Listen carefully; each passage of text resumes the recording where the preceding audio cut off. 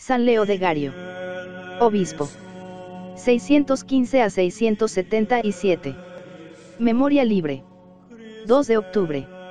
Tímidamente golpearon la puerta los dos monjes, y el mismo conde Wanning salió a recibirlos agitando su larga melena. «Queremos ver al santo pontífice», dijeron los recién llegados. El conde dudó un momento, después, viendo el aire humilde de sus interlocutores, pronunció en voz baja estas palabras. «Bueno, entrad, pero no me comprometáis. Pensad en mi mujer y en mis pequeños».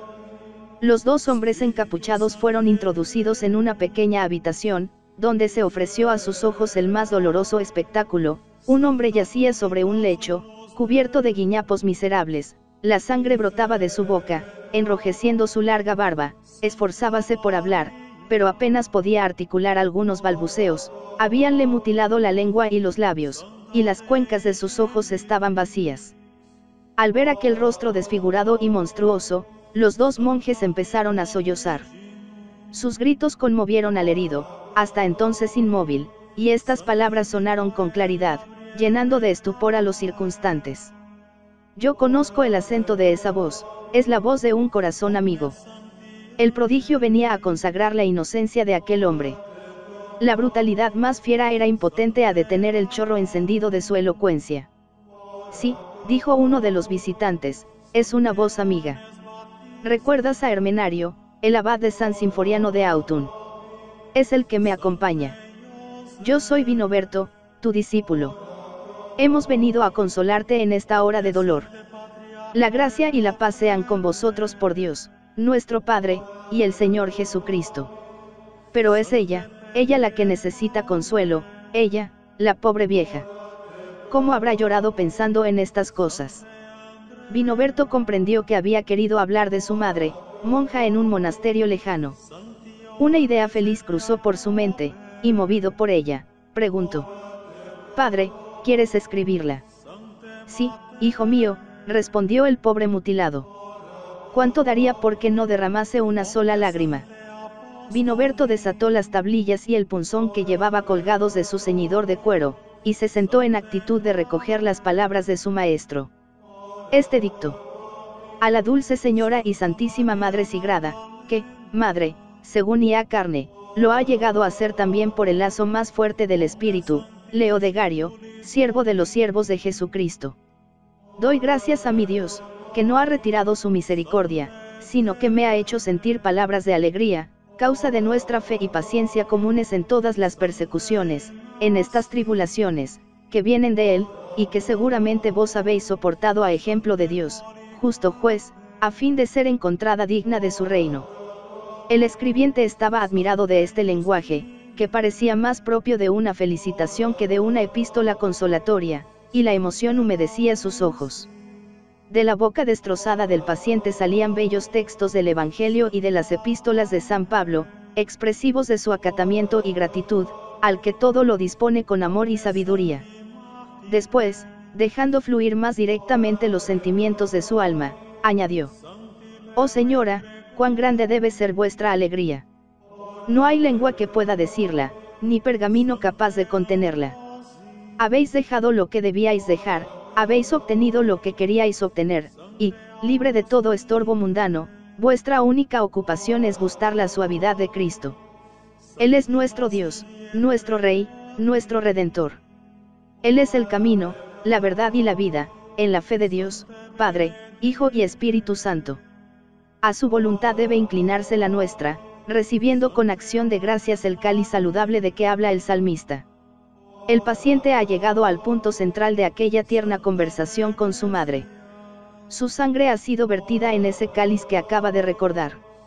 Ahora le toma en sus manos para presentársele a su madre.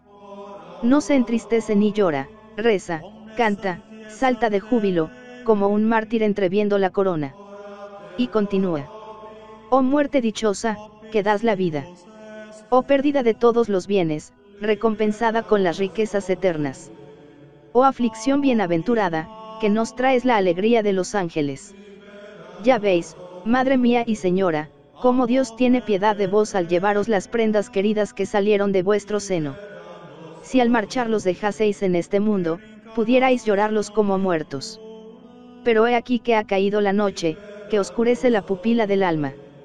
Ya el atleta, desnudo para la lucha, ha dejado cuanto le embarazaba, si no es el yugo ligero de Cristo y el dulce peso de la cruz. Sigamos al Señor, su misericordia va delante de nosotros. Corramos sin miedo, seguros de la victoria.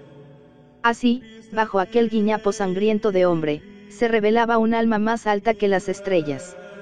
Vemos el corazón amante y delicado del Hijo, el valor inconmovible del héroe, la magnánima grandeza del perseguido, la noble serenidad del justo en San Leodegario medio de los dolores más atroces y de la más espantosa desgracia. Esta carta, embalsamada de paz y de caridad, vale por un retrato. El retratado en ella es una de las más nobles figuras que ilustran la Galia de los merovingios, tan rica en fuertes caracteres y en trágicos sucesos. Leodegario ha nacido cerca del Rin, en el seno de una familia tan ilustre por su nobleza como por su santidad. A ella pertenecen Santa Sigrada, San Guerein, Santa Outilie y el duque Atalarico, sicambro de naturaleza brutal, perseguidor de santos, ambicioso terrible, asesino sin escrúpulos, y, al fin de su vida, austero penitente retirado en una ermita a llorar sus crímenes y a domar sus instintos feroces. Leodegario tenía también que cumplir grandes destinos, pero no era el suyo el camino de la violencia. Este hombre que ahora parece a punto de agonizar en un lecho miserable, fue poco a uno de los personajes más influyentes de Francia. Ya de niño se nos presenta en la corte, estudiando las primeras letras en la escuela palatina. A su lado se sienta en las aulas un muchacho de mirar duro y altanero, de puño firme y de inteligencia despierta. Mal sujeto para rival, y la fatalidad de Leodegario será tenerle frente a sí en todo momento. Ya en la escuela, Ebroino se siente humillado por la superioridad del hijo de los duques de Austrasia. Pero Leodegario, que no es ambicioso, cuando su carrera parecía sembrada de las más bellas ilusiones, viste el hábito de monje en un monasterio cercano a Poitiers, y sigue estudiando en el silencio y en el olvido, mientras su antiguo compañero se revela como un genio militar, marcha de triunfo en triunfo y se apodera del gobierno de los francos, en calidad de mayordomo de palacio. En este momento Leodegario aparece en la corte, llamado para dirigir las escuelas palatinas. El despotismo del mayordomo se hace cada vez más insolente. Su ambición pasa por encima de todas las infamias, destierros y asesinatos de príncipes, suplicios de magnates, tragedias misteriosas en el episcopado y el clero. Es el dominio del terror. Solo un hombre, el jefe de la escuela, se atreve a resistirle, pero bien pronto se le aleja de la corte, haciéndole obispo de Autun. En su diócesis, Leodegario realiza el ideal de un gran obispo, reúne concilios, fomenta la enseñanza, consuela a los pueblos, reparte sus riquezas entre los pobres, y como al cargo episcopal se unía entonces también el de gobernador, gobierna la ciudad, recibe a los litigantes, defiende a su pueblo de los enemigos y restaura las antiguas murallas romanas. Estaba ocupado en estas tareas, cuando llegan hasta él los primeros rumores de una revolución palaciega, y poco después es llamado de nuevo a la corte. Ebroino ha fracasado por vez primera. A pesar de todas sus intrigas, Childerico II ha subido al trono, y Leodegario va a ser el primero de sus consejeros. El mayordomo huye, busca un asilo al pie de los altares, que ha bañado con la sangre de los pontífices, y allí implora la gracia del rey. Solo una cosa puede salvarle, la intervención de Leodegario. Se le saca del santuario, se le arrebata el cíngulo militar, se le corta la melena, y cubierto con un grosero hábito monacal, se le lleva al monasterio de Luxeuil, 670. Leodegario es ahora el piloto de la política franca, pero el rey, pobre juguete de sus pasiones, no puede soportar la austeridad de su palabra y de su vida. Además, Ebroino le mina el terreno desde el destierro por medio de sus partidarios. Las acusaciones producen el efecto deseado, y un día aquel joven inconsciente que había heredado el cetro de Clodoveo, se deshace del mejor de sus servidores, mandándole a juntarse con Ebroino en Luxeuil. 2 años enteros vivieron uno al lado del otro aquellos dos hombres, representantes de tan distintos ideales, cantando en el mismo coro, trabajando en el mismo claustro, dándose el beso de paz cada vez que oían la misa conventual, y cuando llega la noticia del asesinato del rey, los dos salen al mismo tiempo de su encierro, Ebroino, para empuñar de nuevo las riendas del gobierno, y Leodegario, para volverse a su diócesis de Autun. Allí fue a buscarle su enemigo con numeroso ejército. La ciudad se preparaba para defenderle, pero él, tratando ante todo de evitar un derramamiento de sangre, dejó una noche su palacio y se puso en manos de los sitiadores. Iba vestido de los ornamentos pontificales y una muchedumbre de fieles le seguía llorando. Al trasponer la puerta de la ciudad, se encontró con una banda de enemigos. ¿A quién buscáis?, preguntó. Al pontífice. Aquí me tenéis, os entrego mi vida. La vida era poco. Tenían que hacerle sufrir antes los más bárbaros suplicios. Paseáronle en son de mofa por todo el campamento, le llenaron de injurias, le sacaron los ojos, le cortaron la lengua y los labios, y así mutilado y herido le puso el tirano bajo la custodia de uno de sus condes. Este es el momento en que Leodegario dirige a su madre aquella epístola que trae hasta nosotros el hálito varonil de su alma señera. Ahora ya no le quedaba más que morir, sabía que su enemigo no se quedaría a mitad de camino en la venganza.